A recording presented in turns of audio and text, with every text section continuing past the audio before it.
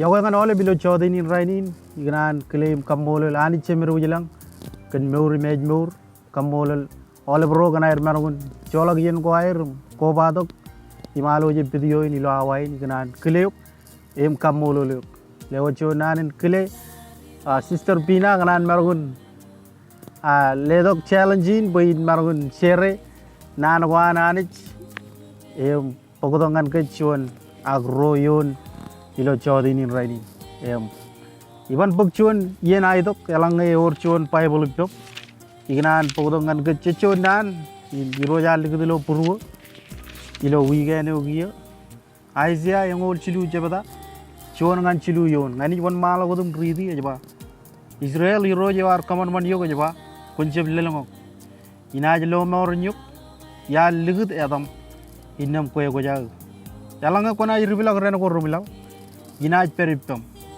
yang dana ko rajamin anjo yom yalanga kona irbilag kuje ko jamin pul menin medit chongo rebben rajamin kokruyo pe ngai jiro jami anich yo ko jarjar an Israel yo al lo maur nyuk Israel iroja ar kaman man yuk ejaba ani jeo ar kaman man kech ejaba mlale nan ejana ejaba konjeb lelongong ilo kajit pelle na ejaba fear not chilubu chij no lalem alen an walog nanin ilo bible ejlukun kalkar chilubu chij no lalem ran go ilo choni chon ruwalo ejaba ejele dok fear not cheb lelongong rano dum chit korudok rania keme bejananin po konchep lelongong a konchep mijak edaga chichep lelongong edaga chichep mijak kanaga ani jiwar kaman man gach e bay jane enaj lo mawron yuk chenam per yilo problem enaj lo mawron yuk chen chabrot nangen mit enaj lo mawron yuk chenam per yilo mulal in charwi ani jiwar kaman man langam lal enaj peripem enodan pa yilo nan gainan jamin ligit gaj pejen ada jenim jen jamin ligit gaj pejen magayar imalangay manjana anit pa inam nan gay nan rajay im rajan rain jamin o kata gajan nan kwan echani jiyo kata ani prem ay sigim chekap echani jiyo am imani jiyo raini imjej mawrum charbalangani eba kunchep lelongong inaj lo mawrnyuk ya ligit yatam innam koy ko jaag emanyan karani jigar kele de mukata janam kar latak tok yon law ejba be emanyan naedan iju ko ilang agwon koy nga be jeb naedar emanyan ligde atam kawrgalak chen paus pero bible ay kalikar emanyan pene oren kolen param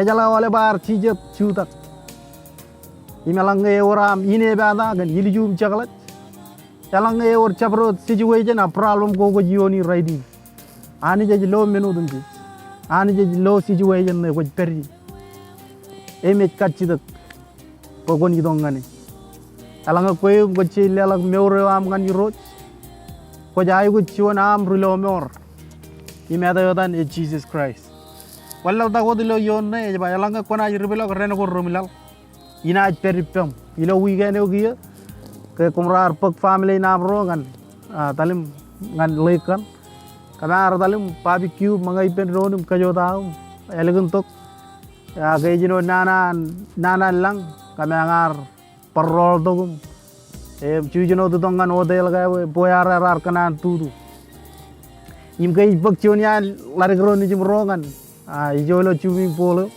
ijo e mulal ar chino ikumlak alukun korum mijak angai perro kagay mijega ngai rebji im ngai peripen iban kadalak boyen melong imiro jar kagay mi jangagan yonin pachakron ga chena ribilak ren ko rumlal rijogo rumlal ejba jana ejba enaj peripem eleng yen chij bijagum chij lo olep situation wan meuri dim chij reido gum chij lamnak chij walla lag ilo meuri nak chinjem melolok chen reil ngalangan talgo am chibanga jido jen ya am chibanga jido jen chioba ani jio yim langam lalgo roj yigang ngena paran pajarak ejba elang nge kona riblok renogo rumlal inaj peripam yang tan ko am rajamin anjo yo Yalanga kona ribilak kuje ko jamin pul. Menin chongo rebben rajamin kokureu. Pengai jiro jami ani yo ko jar an Israel yo al lomoren yuk. Rain nanago ayon ko yar kanan podangan gaj ilo chode ni rainin. Amo kata jana kajamalagay. Ginan bajan balale yon ne bayan ligut etam. Innam koy ko jao. Ginan par kagay mi jero. Imrache impakrai pena jiro jim relomor. Pelang ne eta recep per penani. Bible jilgun kalikar. Kaya ta reban per ilo pogun meur. Imechon meneo ka bromuch. Imechon meneo ka amijak. Imi barrajang ole bro chim chadu. Imole bro rong jaga ini giyo. Pelang ne jecep idongan jiro. Innam cenaj acaban meur indreyo. Cena jilok ngal lo malon kuje ngan indreyo. Im cena cebel lag cena ngan indreyo.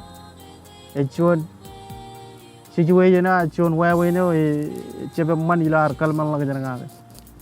Ini ceb kanana aniji kanan bawale bro ni dongani. Par kabeo jijo ngan table ni menjor roan. Ini ceb kanan bain chen jilok im chago ngan indreyo.